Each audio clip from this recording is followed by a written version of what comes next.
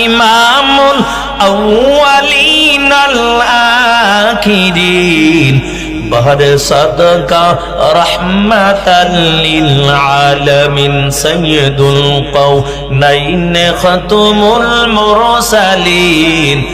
আখিরা মদবুদ ফখরুল আউয়ালিন শাদা জুদাশ রহমাতাল লিল আলামিন মসজিদে ওশদ হামারু জমিন ওয়াম্মা আরসালনাকা ইল্লা রহমাতাল লিল আলামিন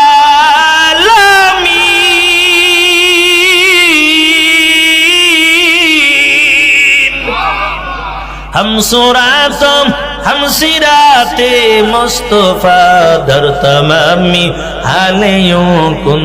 इत्तिबाए सुन्नते खैरुल बशर गिरे लाजिम तबुया भी ऐफसार एरा नबीर आशिकीर दाल माया नबी बाल्टीटा उठाइया इहुदीर हाथे दिया बोले এরে ইহুদি ভাই তোমার বালতি নাও আর আমাকে কিছু খেজুর দাও কারণ আমার মেয়ে ফাতেমাও না খেয়ে বসে আছে হাসান হোসেন খাবার পায় না বসে আছে নানা খাবার নিয়ে হাজির হয়ে যাবে এরে আল্লাহর বান্দা আল্লাহর পয়গম্বর যখন আবার ফাতেমার বাড়ি হাজির হয়ে গেল ফাতেমা নজর দিয়ে দেখে আমার নবীর গালের মধ্যে আঙ্গুলের চাপ দেখা যায় ফাতেমা কান্না করে আর বলে আব্বা জান আপনি তো বড় ইতিম এই মক্কার জমিনের মধ্যে আপনার বাবাও নাই আপনার মাও নাই বাবাকে দুনিয়ার জমিনে আসার পরে দেখতে পারলেন না 6 বছর কালে মাও হারাইলে